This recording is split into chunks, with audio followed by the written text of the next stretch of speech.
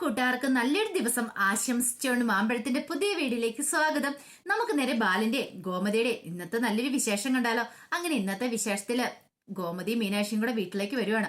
വരുന്ന സമയത്ത് ഗോമതിക്ക് ടെൻഷനായിട്ട് ഗോമതി വണ്ടി നിർത്താൻ പറഞ്ഞിട്ട് മീനാക്ഷിയുമായിട്ട് ഇറങ്ങിന്ന് സംസാരിക്കുകയാണ്. ഈ സമയം മീനാക്ഷി പറഞ്ഞു, അമ്മ എന്തിനാ ഇങ്ങനെ ടെൻഷൻ അടിക്കണേ? അമ്മ എല്ലാം ധൈര്യം കാണിക്കേണ്ട ആള്, ഇതുപോലൊന്നും ആയിരുന്നില്ലല്ലോ, അമ്മയ്ക്ക് മുമ്പ് നല്ല ധൈര്യമായിരുന്നല്ലോ എന്ന് പറയും.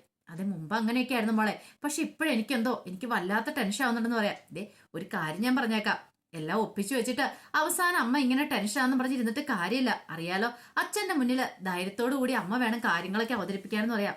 ദേ മോളെ, എനിക്ക് എന്ത് ചെയ്യണമെന്ന് അറിയില്ല. അതെ, അമ്മ ഇനി ടെൻഷൻ അടിച്ചിട്ടൊന്നും ഒരു കാര്യമില്ല.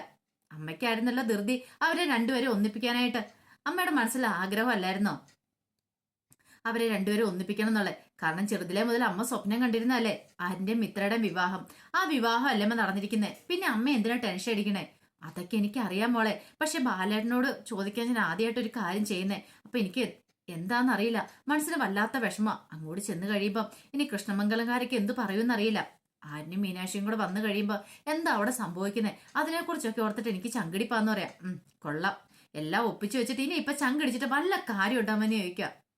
അല്ല, ഒരു കാര്യം ഞാൻ പറഞ്ഞേക്കാം, അച്ഛന് മുന്നിൽ ധൈര്യത്തോടെ അമ്മ നിൽക്കണം. അമ്മയുടെ എന്തെങ്കിലും ഒരു പതർച്ച കണ്ടിട്ടുണ്ടെങ്കിൽ അച്ഛന് പെട്ടെന്ന് സംശയം തോന്നും. ഞാൻ കുറച്ച് കാര്യങ്ങളൊക്കെ പറഞ്ഞിട്ടുണ്ടല്ലോ, അതുപോലെ തന്നെ ചെയ്താൽ മതി. ഇല്ലെങ്കിലോ നമ്മളെല്ലാരും മിക്കവാറും അച്ഛൻ പുറത്താക്കൂന്ന് പറയാം. ഇത് കേട്ടതും കോമതി പറഞ്ഞു, അല്ല മോളെ, ഞാൻ ഇനി കൂടുതലൊന്നും പറയണ്ട. അമ്മയ്ക്ക് അറിയാലോ അച്ഛന്റെ സ്വഭാവം, വെട്ടൊന്നും മുറി രണ്ടെന്നാ. എന്തേലും സംശയം തോന്നിയിട്ടുണ്ടെങ്കിൽ അതോടുകൂടി തീർന്നു. ആരിന്റെ മാത്രമല്ല, നമ്മുടെ ജീവിതം തീർന്നു പറയാം. അത് കൃഷ്ണമംഗലംകാരോ അവര് വെറുതെ ഇരിക്കും നമുക്ക് തോന്നുന്നുണ്ടോ? ഇതൊക്കെ അറിഞ്ഞുകൊണ്ട് തന്നെയല്ലേ അമ്മ ഇതിനകത്തേക്ക് ചാടി പുറപ്പെട്ടേന്ന് വെക്കും. അല്ല, അത് പിന്നെ ഞാൻ ആ സമയത്ത് അനന്തേട്ടന്റെ അവരുടെയൊക്കെ മുഖം മാത്രമേ എന്റെ മനസ്സിലുണ്ടായിരുന്നുള്ളൂ. മിത്രയ്ക്ക് എന്തെങ്കിലും സംഭവിച്ചു പോയിട്ടുണ്ടെങ്കിൽ പിന്നെ അത് ചിന്തിക്കാൻ പോലും അതിനെക്കുറിച്ച് പറ്റുമായിരുന്നില്ല. അതുകൊണ്ടാണ് മോളെ ഞാൻ അങ്ങനെയൊക്കെ തീരുമാനം എടുത്തേ. എന്റെ അമ്മ ടെൻഷൻ അടിക്കാതിരിക്കേ. അതെ, എല്ലാം ഗുരുവായൂരപ്പന്റെ അനുഗ്രഹമാണെന്ന് വിചാരിച്ചാൽ മാത്രം മതി. ഗുരുവായൂരപ്പന്റെ നടയിൽ പോയി പ്രാർത്ഥിച്ച ശേഷമല്ലേ ഇങ്ങനെയൊക്കെ സംഭവിച്ചേ. ഒന്ന് ഓർത്തു നോക്കിയേ, ആ കൈനോട്ടക്കാരി അന്ന് വീട്ടിൽ വന്ന് എന്താ പറഞ്ഞത്? അമ്മയ്ക്ക് മിത്രയുടെ കല്യാണം കാണാൻ പറ്റൂന്ന്. അത് മാത്രമല്ല, കല്യാണം നടക്കൂന്ന് പറഞ്ഞു. കല്യാണം നടക്കൂന്ന് പറഞ്ഞാൽ അത് അനന്തേ ആനന്ദേന്റെ കല്യാണമല്ല, ഇപ്പൊ നടന്ന ആര്യന്റെ കല്യാണം നടക്കൂന്നോ പറഞ്ഞുള്ളൂ. മൂത്ത മോന്റെ ആണോ ഇളയ മോന്റെ ആണോ കാര്യമൊന്നും ആ കൈനോട്ടക്കാരി പറഞ്ഞിരുന്നില്ല. അതുപോലെ എല്ലാം സംഭവിച്ചില്ലേ. അമ്മയ്ക്ക് കല്യാണം കൂടാനും പറ്റി. ഞാൻ നോക്കിയിട്ട് എന്തുകൊണ്ടും നല്ലതാ. ഗുരുവായൂരപ്പന്റെ മുമ്പ് വെച്ചല്ലേ അവരൊന്നായത്. അതുകൊണ്ട് അമ്മ പേടിക്കണ്ട, അവർക്ക് നല്ലൊരു ജീവിതം കിട്ടുമെന്ന് പറയാം. എന്നാലും മോളെ, അമ്മ ഇങ്ങോട്ട് കേറിക്കേ. ഇനി ഇവിടെ നിന്നിട്ട് കാര്യമില്ല. അമ്മ എന്നെയും കൂടെ വെറുതെ ടെൻഷൻ അടിപ്പിക്കില്ലേ. ഞാനാണ് ഒരു വിധത്തിൽ ധൈര്യം സംഭരിച്ചിരിക്കുക. പിന്നീട് മീനാക്ഷി ഗോമതിയുടെ കൈ പിടിച്ച് വണ്ടിയെ കയറ്റുവാണ്. അങ്ങനെ അവർ വീട്ടിലേക്ക് വരുവാണ്. ഈ സമയം ഡ്രൈവറോട് പറഞ്ഞു, ആ ചേട്ടാ, ഈ ലഗേജ് ഒക്കെ നിർത്ത് വെക്കണമെന്ന് പറയണേ. ശരിയെന്ന് പറയണം. അങ്ങനെ ഡ്രൈവർ ലഗേജ് ഒക്കെ എടുത്ത് വെക്കുക. ഈ സമയം ഗോമതി കാറിൽ നിന്ന് ഇറങ്ങാതിരിക്കുക. അമ്മ എങ്ങോട്ട് ഇറങ്ങി വരാൻ പറയണം. അപ്പോഴാണ് ബാലൻ അങ്ങോട്ട് വരുന്നത്. ബാലൻ വന്നിട്ട്, ആഹാ, നിങ്ങൾ ബസ്സിനാ വരണേന്ന് പറഞ്ഞിട്ട് ഇതെന്ത് പറ്റിയ കാറിന് വന്നേ? അല്ല, അത് പിന്നെ അമ്മയ്ക്ക് സങ്കടം ആയതുകൊണ്ടായിരിക്കും അല്ലേന്ന് ചോദിക്കുക. ഡ്രൈവർ പറഞ്ഞു, അതെ 7500 എന്ന് പറയാണ്. അങ്ങനെ മീനാക്ഷി പൈസയൊക്കെ എടുത്ത് കൊടുക്കുകയാണ്. ആ ഡ്രൈവർ അങ്ങോട്ട് പോയി. ആ സമയം നോക്കി ഗോമതി എന്ത് ചെയ്യുവാണ്? ഗോമതി പതുക്കെ അകത്തേക്ക് കയറി ഓടുവാണ്. കാരണം ഗോമതിക്ക് അറിയാൻ ഇവിടെ നിന്നിട്ടാണ് 100 ചോദ്യം വരുന്നത്. പെട്ടെന്ന് ചോദിച്ചല്ല, ആരും ഇറങ്ങിയില്ലോ എന്ന് പറയണം. അല്ലച്ചാ, ആരും വന്നിട്ടില്ല അവരെങ്ങോട്ട് പോയി? അല്ല, ആര്യന് അത് പിന്നെ എന്ത് പറയണ നിർത്തില്ല മീനാക്ഷിക്ക്. ആര്യന് എറണാകുളത്ത് പോയെന്ന് പറയണ. എറണാകുളത്തോ? എന്താ? അല്ല, വരുന്ന വഴിക്ക് അവൻ അവിടെ ഇറങ്ങണമെന്ന് എന്തോ പറഞ്ഞു. ഇറങ്ങണമെന്ന് പറഞ്ഞോ? എന്താ പറയണേ? എനിക്കൊന്നും അങ്ങോട്ട് മനസ്സിലാകുന്നില്ലോ എന്ന് പറയണം. അല്ലച്ചാ, അവൻ എന്തോ യൂണിവേഴ്സിറ്റിയിലോ മറ്റോ എന്തോ പോവാനുണ്ടെന്ന് പറഞ്ഞു. അതുകൊണ്ട് അവൻ അവിടെ ഇറങ്ങിയെന്ന് പറയാം. ഇങ്ങോട്ട് വരട്ടെ അവനെന്ന്. ഒരു ഉത്തരവാദിത്വം ഇല്ലായ്മ. 3 പേരെയും കൂടെ ഒരുമിച്ച് വിട്ടതാ. സുരക്ഷിതമായിട്ട് ഇവിടെ കൊണ്ടുപോയി ദേവമംഗലത്തോടെ ആക്കേണ്ട അവന്റെ കടമയല്ലേ. എന്നിട്ട് അവന് ഏലൂടെയിലൊക്കെ ഊരി ചുറ്റാൻ പോയിരിക്കുന്നു. ഇങ്ങോട്ട് അവന്റെ കൊടുക്കുന്നുണ്ടെന്ന് പറയാണ്. പെട്ടെന്ന് മീനാക്ഷിയോട്, വേണ്ടച്ചാ, അതിന്റെ കാര്യമൊന്നുമില്ല, ഞങ്ങള് കാറ് കയറ്റി വിട്ടിട്ടാ പോയെന്ന് പറയണം. എന്നാലും ഇങ്ങനെയാണോ അവൻ ചെയ്യണ്ടേ? ഒരു ഉത്തരവാദിത്വമില്ലായ്മയല്ലേ കാണിച്ചിരിക്കുന്നു പറയാണ്. പെട്ടെന്ന് മീനാക്ഷി ബാഗ് കൊടുത്തിട്ട് അകത്തേക്ക് കയറി രക്ഷപ്പെടുവാണ്. പെട്ടെന്ന് ബാലൻ വിളിച്ചു, അവിടെ നിൽക്കാൻ പറയാണ്. എന്താ കാര്യം? മീനാക്ഷിക്കും വല്ലാത്ത വെപ്രാളവാ. അല്ല, ഞാനൊരു കാര്യം ചോദിച്ചോട്ടെ, അവൻ എന്താവശ്യത്തിന് ഇറങ്ങിയത്? അല്ല, അത് പിന്നെ പറഞ്ഞൊന്നും ഇല്ലാന്ന് പറയാണ്. ആ ഫോണിൽ വന്നേ, ഞാൻ അവനെ ഒന്ന് വിളിച്ചു നോക്കട്ടെ എന്ന് പറയാണ്. അങ്ങനെ ആരിനെ വിളിക്കുവാണ്. വിളിച്ച് ഫോൺ സ്വിച്ച് ഓഫ്.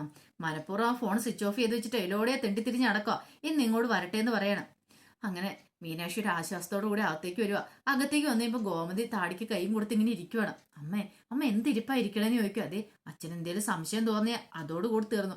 എന്റെ കാര്യം തീർന്നു, അമ്മയുടെ കാര്യം തീർന്നു. അച്ഛൻ എന്തേലും അറിഞ്ഞിട്ടുണ്ടെങ്കിൽ നമ്മൾ രണ്ടുപേരും വല്ല കാശിക്കോ രാമേശ്വരത്തിനോ പിന്നെ പോയാൽ മതി. അറിയാലോ, എനിക്കറിയാം മോളെ, പക്ഷെ എനിക്ക് എന്ത് ചെയ്യണമെന്ന് അറിയത്തില്ല. അമ്മ ഒന്ന് ധൈര്യമായിട്ടിരിക്കുക. അച്ഛന്റെ മുന്നിൽ ഒരു പതർച്ചാൻ പാടില്ല. എന്തെങ്കിലും കള്ളത്തരം അച്ഛന് മനസ്സിലായിട്ടുണ്ടെങ്കിൽ അതോടുകൂടി തീർന്നു പറയണം. അപ്പോഴാണ് ബാലൻ അങ്ങോട്ട് വരുന്നത്. അല്ല, ആരിന് എന്താവശ്യത്തിന് ഇറങ്ങി നീ പറഞ്ഞില്ലല്ലോ എന്ന് പറയണം. എന്താ ഗോമതി, നിന്നോട് പറഞ്ഞില്ലേ നീക്കും? അല്ല, എന്താവശ്യത്തിനാ ബാലേട്ടാ ആരിനിറങ്ങിയത്?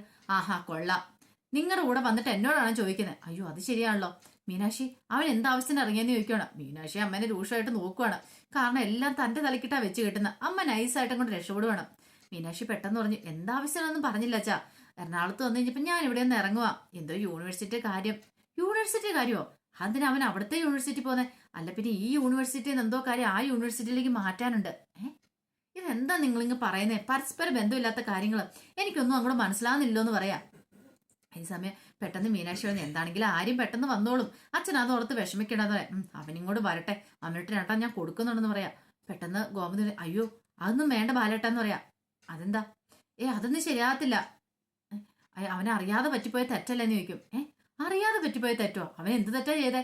പെട്ടെന്നാണ് അബദ്ധം മനസ്സിലായി. മീനാക്ഷി രൂക്ഷമായിട്ട് നോക്കുവാണ് ഗോമതിനെ. അയ്യോ അത് പിന്നെ അല്ല, അവനവിടെ ഇറങ്ങിയല്ലോ, അതുകൊണ്ട് അത് ഉദ്ദേശിച്ച് ഞാൻ പറഞ്ഞേ. ഈ സമയം മീനാക്ഷി പറഞ്ഞതേ അമ്മയ്ക്കാണ് സ്ഥലകാലബോധം ഇല്ലാത്ത അവസ്ഥയിലാ, മിത്രനെ കുറിച്ചൊക്കെ ഓർത്തിട്ടാ, അതുകൊണ്ടുള്ള ടെൻഷനാ എന്ന് പറയാണ്. അതുകൊണ്ടായിരിക്കും അല്ലേ? അങ്ങനെ ബാലനും വിശ്വസിച്ചു. ഈ സമയത്ത് ആകാശ് അങ്ങോട്ട് വന്നു. ആകാശ് വന്നിട്ട് ചോദിച്ചു, എങ്ങനെയുണ്ടായിരുന്നു ഗുരുവായൂർ യാത്ര എന്നൊക്കെ ചോദിക്കണം. കുഴപ്പമില്ലായിരുന്നു ആകാശേട്ടാ. അല്ല ആരിനെന്തേന്ന് ചോദിക്കാം. ആരും യൂണിവേഴ്സിറ്റിയിൽ ഇറങ്ങി. യൂണിവേഴ്സിറ്റിയിലോ? അതെന്തിനു വേണ്ടിയിട്ടാ? ഈ സമയത്ത് പതുക്കെ ഗോമതി മുറിയിലേക്ക് അങ്ങോട്ട് പോവാണ്.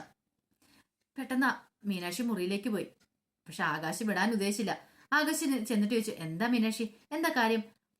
അവൻ എന്തിനാ ആരിനെന്തിനാ യൂണിവേഴ്സിറ്റി ഇറങ്ങിയെന്ന് ചോദിക്കാം. അത് പിന്നെ എനിക്കറിയത്തില്ല എന്ന് പറയണം. സത്യം പറഞ്ഞു, അവൻ അവന്റെ ഫ്രണ്ട്സിനോട് കൂട്ടി ചുറ്റിയടിക്കാൻ പോയതേ. എനിക്ക് മനസ്സിലായി, കിട്ടിയ അവസരം അവൻ മുതലാക്കിയതല്ലേ. അതൊന്നും എനിക്കറിയില്ല എന്ന് പറയണം. നിന്റെ മുഖത്ത് എന്തോ ഒരു കള്ളത്തരം ഉണ്ടല്ലോ, സത്യം പറ, എന്താ സംഭവിച്ചെന്ന് ചോദിക്കാം. അത് പിന്നെ എന്താ മീനാക്ഷി, എന്തെങ്കിലും പ്രശ്നമുണ്ടോ? എന്ത് പ്രശ്നമൊന്നുമില്ല എന്ന് പറയണം. അപ്പോഴാണ് അനു അങ്ങോട്ട് വരുന്നത്. അനുശ്രീ വന്നിട്ട് ചോദിച്ചു, അല്ല യാത്രയ്ക്ക് എങ്ങനെ ഉണ്ടായിരുന്നു? യാത്രയൊക്കെ സുഖമായിരുന്നു മോളെ. അല്ല ആര്യൻ ചേട്ടൻ എന്തേന്ന് ചോദിക്കുകയാണ്. ഇത് കേട്ടത് ആകാശ് പറഞ്ഞു, ആര്യൻ എന്തിയേ? അത് തന്നെ ചോദിച്ചു നോക്ക്. എന്തോ തരികടയുണ്ട് മോളെ. കാരണം ഒന്നും പറയുന്നില്ല. ആര്യന് യൂണിവേഴ്സിറ്റിയിൽ ഇറങ്ങിയെന്നൊക്കെ പറയുന്നു. എനിക്ക് തോന്നേ അവൻ ആരുടെ ഒപ്പോ കറങ്ങാൻ പോയിരിക്കുന്ന എനിക്ക് തോന്നേ. ഇത് കേട്ടപ്പോ പെട്ടെന്ന് തന്നെ അനുശ്രീ പറഞ്ഞു, ഇങ്ങനെ ഒരു പോക്ക് പോയതാ. ആര്യൻ ചേട്ടന്റെ കോളേജിൽ പോയതാ ആകാശേട്ടൻ. പിന്നെ വന്ന മീനാക്ഷി അച്ഛനെ കൊണ്ടാ. പക്ഷെ ഇതങ്ങനെ എന്തേലും ആകുമോ? ഈ സമയം മീനാക്ഷി ഒന്ന് ഞെട്ടി. പെട്ടെന്ന് അനുശ്രീ തന്നെ പറഞ്ഞേ, അങ്ങനെ ആ വഴിയില്ല. കാരണം ആര്യൻ ചേട്ടനല്ലേ, ആര്യൻ ചേട്ടൻ അങ്ങനെയൊന്നും ചെയ്യുന്ന ആളല്ലെന്ന് പറയാ എന്ന് പറഞ്ഞ് അനുശ്രീ അങ്ങോട്ട് പോയി. ആകാശം പറഞ്ഞു, എന്തോ ഒരു ഊടായ്പുണ്ട്, അതെന്താണെന്ന് ഞാൻ കണ്ടുപിടിക്കുമെന്ന് പറഞ്ഞിട്ട് ആകാശം അങ്ങോട്ട് പോവാ. മീനാക്ഷിക്ക് വല്ലാത്ത വിഷമം, എന്ത് ചെയ്യണമെന്ന് അറിയത്തില്ല. ഈ സമയത്താണ് ധർമ്മൻ അങ്ങോട്ട് വരുന്നത്. ധർമ്മം വന്നിട്ട് ചോദിച്ചു, അല്ല എന്തു പറ്റി, സങ്കടപ്പെട്ടിരിക്കുവാണോ എന്ന് ചോദിക്കുകയാണ്. ഇത് കേട്ടതും മീനാക്ഷി പറഞ്ഞു, സങ്കടമുണ്ട് മാമാന്ന് പറയണേ. അല്ല ചേച്ചി എന്തേന്ന് ചോദിക്കണം. അതേ അമ്മ അപ്പുറത്തുണ്ടെന്ന് പറയാണ്. അമ്മയ്ക്ക് നല്ല വിഷമാന്ന് പറയണേ. അല്ല ആര്യം വന്നില്ലേ? ആര്യം വന്നില്ല എന്ന് പറയണ. ഇത് കേട്ടതും പെട്ടെന്ന് ചോദിച്ചു, ആര്യൻ അങ്ങോട്ട് പോയി? അവൻ വരണ്ടായിരുന്നല്ലോ എന്ന് പറയണ. അവനെന്തോ ആവശ്യമുണ്ടെന്ന് പറഞ്ഞ് എറണാകുളത്ത് ഇറങ്ങി. ശരി ഞാനേ ചേച്ചിനൊന്ന് കാണട്ടെ എന്ന് പറഞ്ഞ് അങ്ങോട്ട് പോവാണ്. ഈ സമയം ബാലനോർത്ത് എന്തിനായിരിക്കും എന്നാലും ആര്യൻ ഇറങ്ങിയത്. അവനിങ്ങനെ ഉത്തരവാദിത്വം ഇല്ലാതെ പെരുമാറാൻ ശരിയായിട്ടുള്ള കാര്യമല്ലോ. പിന്നീട് മീനാക്ഷി അടുത്തേക്ക് വന്നിട്ട് പറഞ്ഞു, അല്ല അവൻ പിന്നീട് വിളിക്കാൻ പറ്റും ചെയ്തേന്ന് ചോദിക്കുക. ഇല്ല വിളിച്ചില്ല എന്ന് പറയാണ്. എന്നാലും അവൻ എന്നെ പോലും വിളിക്കാത്ത എന്തേലും കാരണമുണ്ടോ? എന്തേലും ഊടായ്പായിട്ട് ഇറങ്ങിയതായിരിക്കും. അവന്റെ സ്വഭാവല്ലേ. ഇന്നും കൂടെ വരട്ടെ, ഞാൻ അവനോട്ട് കൊടുക്കുന്നുണ്ടെന്ന് പറയണം. ഈ സമയം ഗോമതി അടുത്തേക്ക് ധർമ്മം ചെല്ലുവാണ്. ധർമ്മം ചെന്ന് കഴിഞ്ഞപ്പോഴത്തേനും ഗോമതി കരയുക. എന്തിനാ വെച്ച് കരയണേ? കഴിഞ്ഞത് കഴിഞ്ഞു, ഇനിയിപ്പൊ അതിനെക്കുറിച്ചൊന്നും ഓർത്ത് വിഷമിക്കണ്ട. അല്ല അനന്തേട്ടനൊക്കെ കുഴപ്പമൊന്നുമില്ല, ഇന്നലെ നെഞ്ചുവേദനയൊക്കെ ഉണ്ടായെന്ന് പറയാം. ഇതോടെ കേട്ട് കഴിഞ്ഞപ്പോഴത്തേനും ഗോമതിക്ക് വല്ലാത്ത ടെൻഷൻ.